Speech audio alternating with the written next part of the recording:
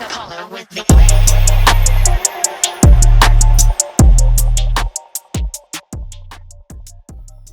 right, everyone. Thanks for joining us. Thanks for following us. This is the Master Plan Podcast Experience, episode number 3. I'm here with Amar. Okay, Amar is one of our special agents here at Mora, and today we have the privilege and honor to interview and speak with Amar here about his master plan. All right, guys. So thanks for checking us. Continue to follow. Click all the subscribe on YouTube. All that stuff you do on social media, guys, do it. Keep following us, keep sharing about what we're doing here. Again, if you have a great story you'd like to share, reach out to us. We'd love to host you on the future episodes. Awesome. All right. So, Amar, we have Amar here in the house, okay? So, Amar, talk to us, man. Give us a little intro. Hey, guys. Who's Amar? Why is he here today? Hey, guys. So, my name is Amar Banga. I go by Amar. I want to say thank you, Eric, for giving me an opportunity to come speak with you today on your podcast. And Absolutely. kind of share a little bit about me. Okay. And I know we talk a lot on a daily basis. We but, do, hey, man. It's We're a lot kind of of cool ideas. that we get to share, our stories with everybody else. So, Absolutely. I'm really excited. I got the opportunity to do that today. So, Absolutely. yeah. So, what do you want to know about me? Eric? Yeah, so What let's should talk we to us, share? Amar. What should the people know about Amar? Give us a little intro. Maybe give us a little background of the story of Amar. You growing up, I know your father has been very, he's a pinnacle in your life, right? Tell us a little bit about that. Yeah, so I was born and raised in California in a small town. It's called Yuba City. Yuba, It has a yep, small yep. little population Northern of California, right? about 50, 60,000. Okay. Big Punjabi community there. Yes. So in California, and when early settlers came, they came from agricultural backgrounds, farming. So that was one place where a lot of them settled. Yeah.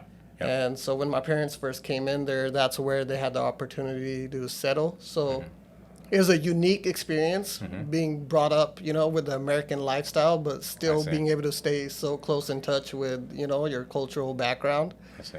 When I was reaching my teens, our family was looking to make some career moves, some financial moves. I see. And we found an opportunity to move to Bakersfield and buy a business when I was in Nice. 6th grade. So I used to come here a lot to visit family, learn the business, just see. little things like that. As a kid, I enjoyed, being around that environment. Yeah. So when we moved here, actually, that was the first time I learned what equity really was. And I understood that as a kid. What happened was we were going to purchase a business, but we didn't know where to acquire the funding. But in 2006, 2007, right before the crash, Market, what's up? Yeah, the market market was was peak. amazing. Yeah, it was. yeah. And we were surrounded by some realtors that I still keep in touch with, that I kind of look up to as mentors. Nice. And he kind of guided us through, hey, you guys could get an equity line on your home, and we had a good amount of equity in that home. At home. So we were able to get that out of there, purchase our business, Yeah. and then once our house sold, we paid everything off, and we were left with some to start extra. our Wow. new journey. Man. So, that was my first step into understanding how far real estate goes besides just owning that home. I understood it from a younger age how I could leverage equity. So Yeah. that was something I revisited later on in life. That's great, because at but, 13 you were able to experience that, and most people, even owning a home, don't ever get to experience the opportunity to leverage that equity, tap into the equity for opportunities like this one for business, right? Expanding a business or starting one, from scratch, right? It's not having to use entire equity is one option.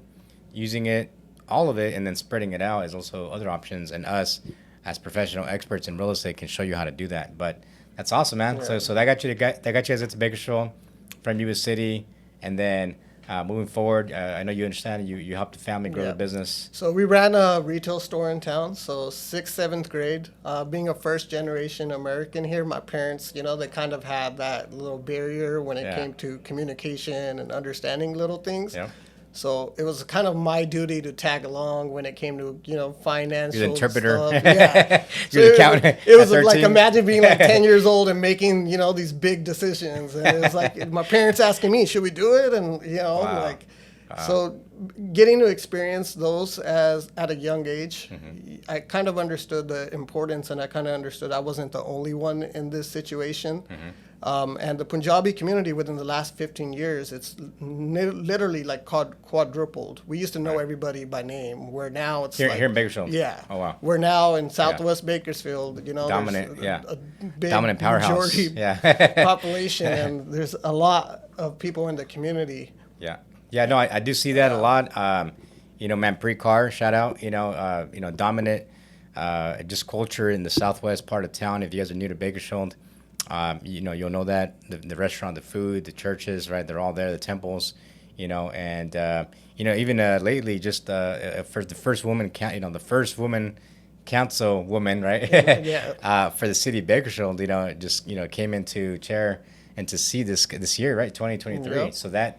We saw, you know, on a level on my end of it, saw the community just you know, show up and support in that. So she won by just pretty big gap, you know. So so I see that. So congratulations.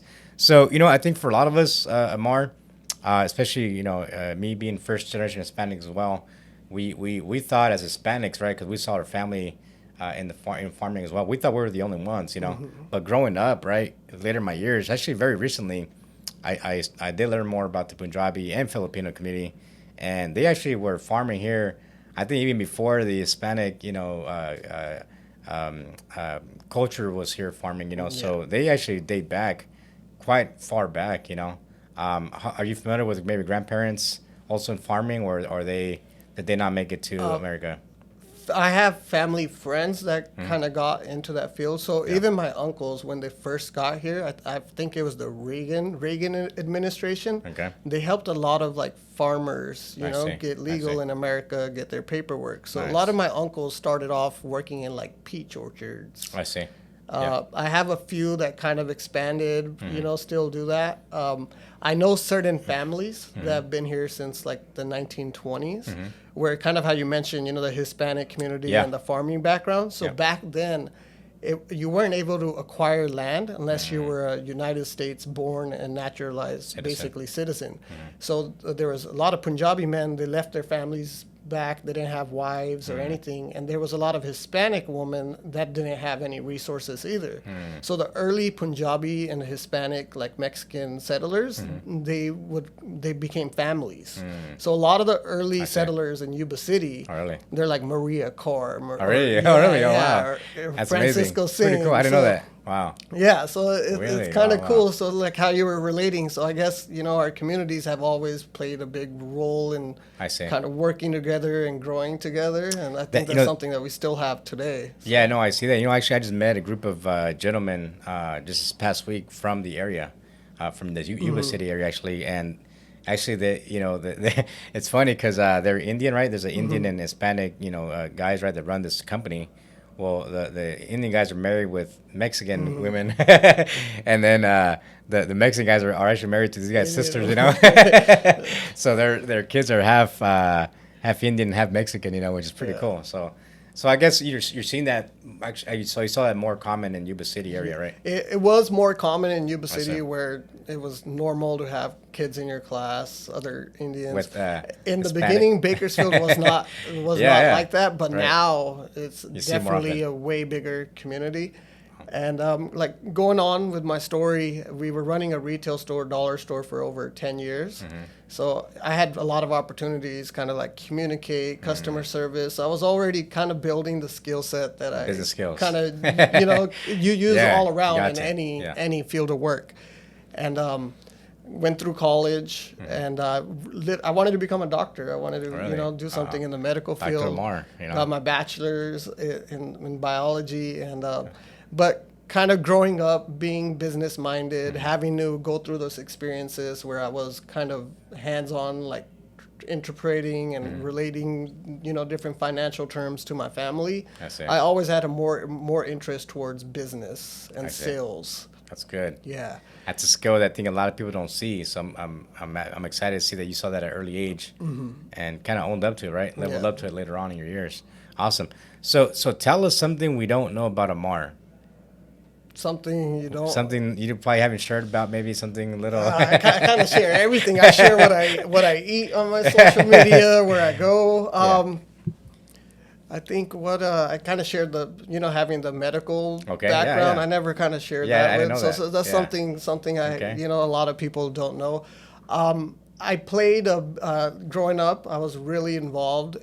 We mentioned the Punjabi community, but I used to sing at the temples. Okay. I used to know how to play a couple instruments. Can you sing for us right now? Can you I'm not right now. Other than that, I've always had like a passion for social media, sharing what I do. Okay. I used to make cooking videos. I have a YouTube page. It's still out there. I'm not going to tell you guys the name, hey, babe. I have cooking videos on YouTube. My friends and I used to make a podcast about different reacting to music videos. Okay. So I have things like that. I used to be in a rap group. Oh, we used to record songs. What was the rap name? I'm not going to share those details. Those are secrets for you guys to discover on your own. Yeah, so I guess that's something new. I rap. There you go. I used to rap. Man, yeah. that's interesting. Yeah. Wow. Yeah, so Brett, right? He used to be in a rock band too, like heavy metal too. Okay. He was the main singer of it too, so yeah. I didn't know about it. I knew about it, but we never released any of our music. I see. It's not PG or PG-13. Underground. So. Black market only, right? Yeah, just for special occasions. Oh, wow. That's good, man. Yeah. This is the reason why we host the podcast, is to learn more about each other, and it is real estate related. However, getting to know the personal you is very valuable. Yeah. Awesome. All right. So give me a childhood memory, something you remember I know you shared some already, but maybe one that just kind of, maybe cements the foundation of Amar, maybe something, either an event or something, right? Maybe a story, you know about your life, growing up. I could share my earliest experience having to do like a communicating in front of a big group. Mm-hmm. I was on when I used to be like 5 or 6 years old. My grandpa, he was a preacher at one of the temples. Okay. So they would teach me little things like Punjabi, like the names of certain, our gurus, certain principles. And I would go on a stage on like Sundays with like hundreds of people, like a little 5-year-old. And I remember I used to be sitting there and I would like read off the 5 names, read a prayer, just little things as a kid. And I remember that in our community, mm-hmm. when somebody's speaking, one of the musicians or a preacher, the community sitting, they usually leave a little donation. Okay. So I would get like a whole bunch of dollar bills, like a couple, like $50 to $100. Really? Yeah. Wow. And my parents taught me, hey, this money, it's always going to come. That hey, you're doing this from your heart. You don't really need this. And they taught me to so I don't know if you've ever visited one of the Sikh temples, but there's yeah, man, it's I'm waiting for the invite. I'll take you one of these days. But so where you bow down kind of once you enter, that's where people put their donation. So I used to have like a full stack of the $100 bills, but instead of keeping it for myself, I would put it there and bow my head down. Hey, this is for the community. Oh man! So I think that memory kind of stuck with me from an early age. I realized that it's not always about serving you; it's about serving others. I see. So I think that's one of the memories, the first memory that came to my mind, being able to understand that and being taught that from a young age. Yeah, no, I think we share something very similar. And I think our parents, same here. We share. I think we didn't have wealth in our family, but we did have wealth within principles, and they taught that very early on in our years. And so even till today, we carry that on to our kids, and it's something very limited. You don't see that very much in our world nowadays. So I think going back and keeping those values, those core values, are very valuable. Awesome. So we're in real estate now, Mar, right? You got into real estate for many reasons, right? Many other opportunities. Tell us your journey in real estate. Yeah, so it's been about 3 years that I started on this journey to get my real estate license and become a realtor. After the dollar store college, I started working a sales job for T-Mobile. Okay. And I was fairly good at it because of all my communication skills, being able to understand the products, being able to understand the technical stuff. Yeah. And I realized eventually while I was doing that, I would get a lot of, this is when the Punjabi community started growing. I would get a lot of people coming in there that would come in there to get a new cell phone or something. But then there was a Wells Fargo next door, and they would come for me, hey, we need help figuring out this loan, or hey, we're trying to figure out this. And they were just coming for me with general help. And I realized how underserved my community was. Wow. And I realized, hey, maybe I'm good at sales. I'm good at communicating. Maybe I should look into what else I could kind of pursue. Where, yeah, I'm helping these people make a decision on what phone to get, but maybe I could educate them on something that could hold more value for them in the long run. So I had a few friends, few connections of individuals that were kind of in the real estate and financial field. I see. So I kind of started going to them to kind of get exposed more to real estate, the finances, and the knowledge behind it. I started from the beginning, and I feel like a lot of people don't realize this. When it comes to buying a house, it comes down to three of the most important things. Everybody wants a house, but you have to be ready. It comes down to your credit, your income, and if you have the funds to acquire that property and make it yours. Yeah, correct. So I started learning about credit, about how I could help people increase their credit, because the individuals that are dealing with their issues with their credit are the ones that usually don't have. It's not that they made a big mistake. It's they didn't have the basic education of how to make sure or understand the importance of their credit and how it's going to help them leverage their other goals. Right. So I started making videos in Punjabi talking about credit while I was working on my real estate license, and I started getting a lot of clientele, people asking me for their help, and I started providing it goes hand in education. hand, right? Yeah. The educating. So it's more of a, I guess real estate is a service, industry, right? It's a service provided to someone already needing to buy a home, right? Yeah. And so being that conduit, being that valuable person that they look up to and trust, right, like they did for Amar, is also very valuable, okay? So for the viewers that don't know, Amar did run a credit repair firm just before real estate, actually during his real estate career as he was building it. That has actually transitioned him very well into real estate, where now people are seeing him as a go-to person for assistance, right? Whether it's credit, whether it's buying a house, financing a loan, right? Amar has been that go-to. Now, talk to us a little bit about the commercial, the investor role in your community, right? I know it's a big powerhouse as well here, especially here in the Central Valley. Yeah. Talk to us about commercial real estate investments in the Punjabi community. Yeah. So I think one of the biggest motivating factors behind a lot of Punjabi community wanting to expand their businesses and invest into commercial real estate is because they weren't allowed those opportunities back home. When a lot of Punjabi community members, come here, they're able to work hard. They're trying to, expand in real estate, figure out what they can do. So it goes back to the education. So the families that have been here for, a couple of decades, they figured it out. They realize already that, hey, commercial is, and our businesses, owning the land, owning the property, this is where we're going to be able to, build our wealth for the long run. For the long run, right. So on a daily basis, I get less calls asking about, hey, purchasing a home and things like that, but more, hey, how can we start a restaurant? Or, hey, we want to purchase a gas station. Or, hey, we want to do this, but we don't want to be on a lease. Right. So I guess it comes back to that thing in our community. A lot of members, they want to be able to acquire and purchase their businesses and get commercial properties, but the education and not having the resources or understanding who to go to. And that's kind of one thing, working at our firm here, I think I'm going to be able to help these clients because, being a full service real estate firm in town, we're able to provide them those resources that they're not going to get in other places. A to Z firm, guys. Look us up if you haven't already, TheMoraPartners, okay?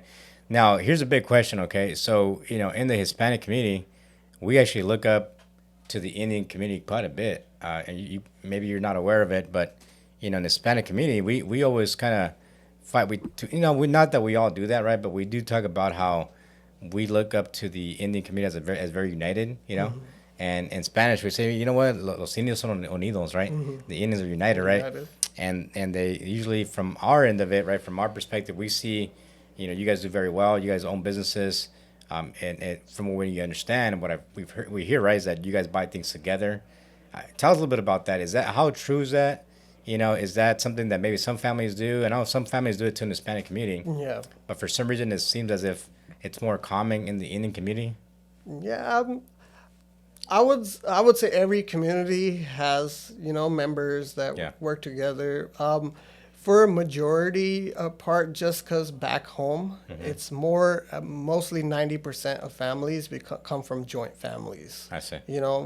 Punjabi community that we have here, 90% of them come from farming, agricultural backgrounds. So right. they have their home, they're living with their brothers, they own their 30 acres or I see. whatever. Yeah. So it's always been that mindset that as a family, it's not just you, it's everybody, It's everybody. in the household. Right. Yeah. So like even me personally, I can relate to that. I could speak for myself, but not every Punjabi household. But it is a little bit easier when I'm able to, talk with my brother, my family, my close cousins. Hey, Yeah. let's work on this Yeah. or do that. And Right, it right. does make it a little bit easier Easier. that everybody's on board, on sensei, board. yeah, But you're right. I think one of the biggest reasons is because it's been like this for a a long long time. way, and For a long it ways, hasn't transitioned. Where now it's kind of happening, I feel like. see. So maybe how other communities, how you're saying your community sees that as Yeah. the Indian community has this, Right. but maybe our own community is failing to recognize that now I see. because it's changing. It's changing. It is definitely changing. Yeah, yeah. Times are changing. I think, yeah, even the next generation, right? Our kids, that generation is a little different. Even my own siblings, I have siblings younger than I am, and I think I already see the changes in that. I mean, it's still united. It's a different kind of, uniting. And so we got to acknowledge that, right? And know how to, pivot with those, generations. And you're right. I think every community, whether I go back to, the Italians, the Hispanics, Punjabi, I think we all share a very similar background where we do come from, poor upbringings, and having that family, that unity, right, that support is huge. Yeah. I would say it's the same way in my home, right? Whether maybe it's not wealth that we share, but just the support, the love in the home. I think I wouldn't be where I'm at now Without that, without that. So that wealth, guys, if you guys are listening, it may not be monetary, right? But it's probably just support, the time, the love. Your mom making you dinner, in those hard times, that's really what it's all about, and cherishing those moments is really what makes you very wealthy in other ways. So that's, been something that, and you're right, you go back to every, without getting political, right? I think every race does have those groups. And it's like you say, I'm a big believer of the average of the 5 people you hang out with, right? So it's the same thing in your home, right? It's the same here in our office, We believe that you're the average of the 5 people we hang out with. So if you want to build wealth, right, you go to wealthy people. You go, you want to build, go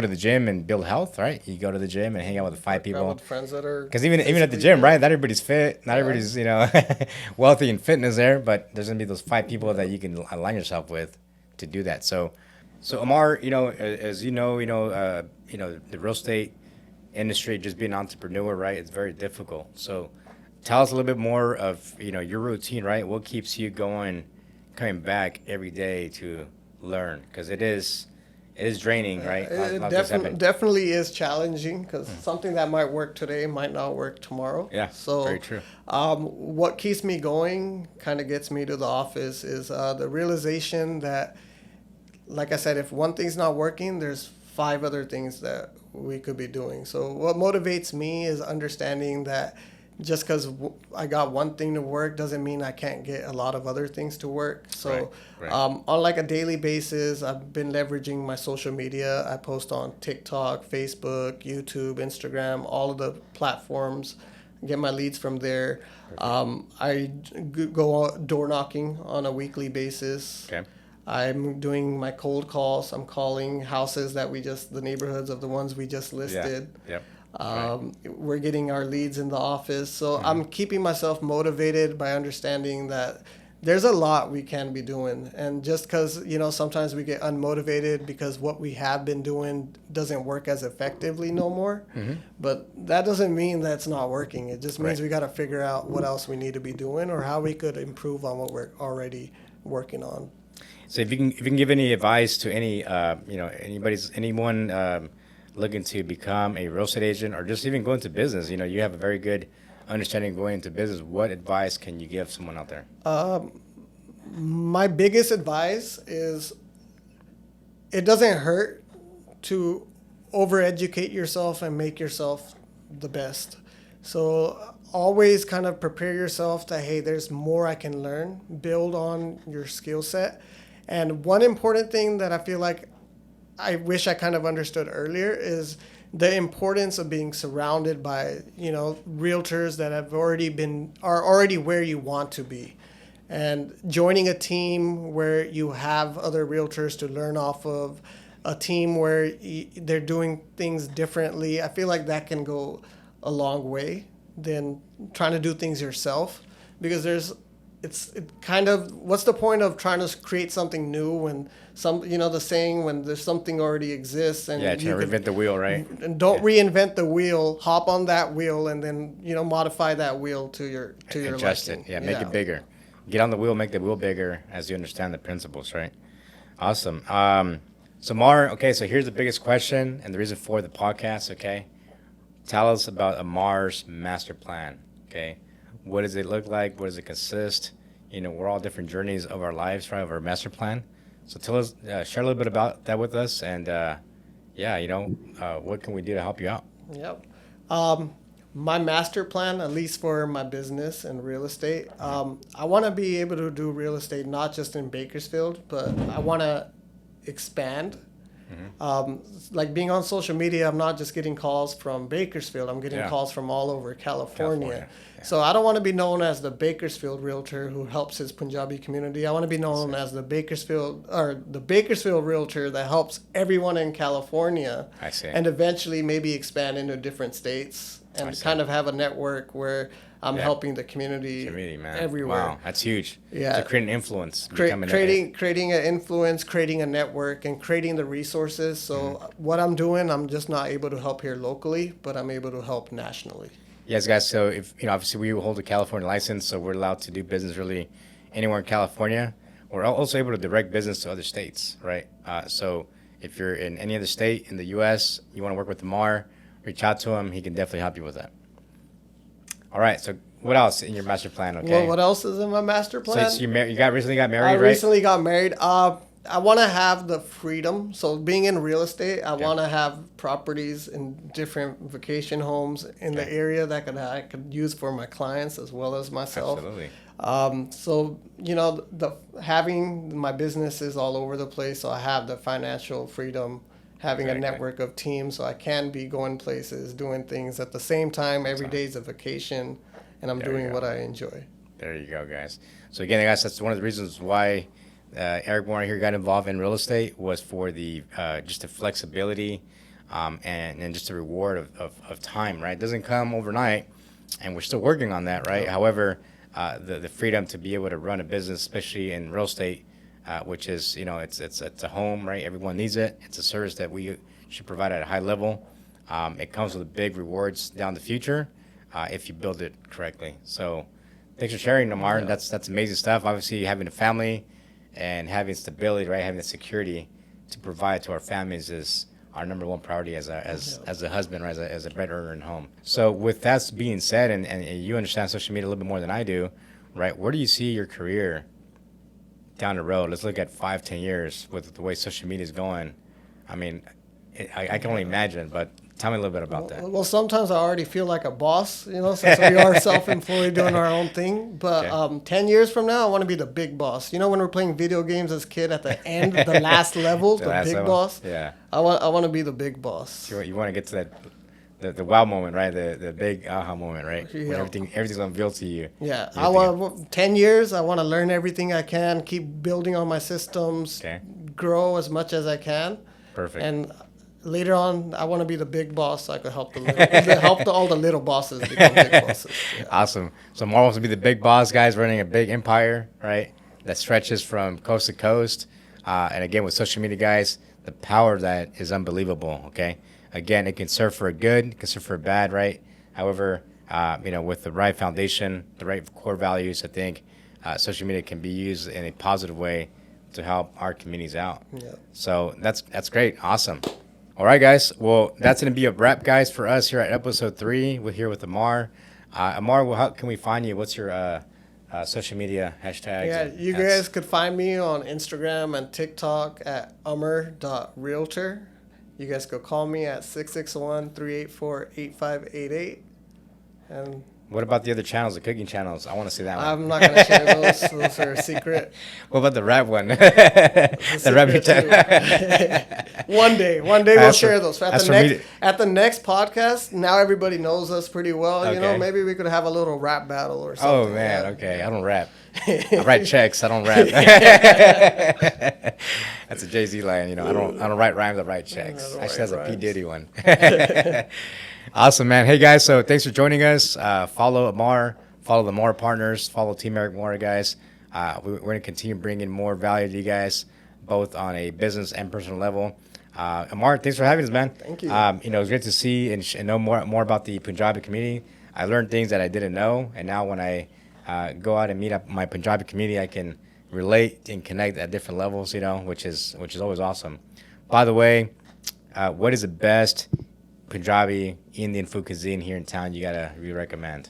They're all my friends, so I can't, pick one of them. I love Indian food, man. It's the best. All the Indian restaurants are really good in town. Hey, good answer. But my mom, she cooks at home, so if you guys want that homemade Indian food, then reach out to me. I'll get you guys connected with my mom. All right, guys. Thanks for joining us. That's a wrap here with the Master Plan Podcast Experience. Follow us for more. Make sure to follow our social media web pages, both on Instagram and Facebook. Keep in touch. If you have any questions, again, if you have a great story, if you want to be a host here at the podcast, shoot us a message. We'd love to share your message with us. Thank you very much.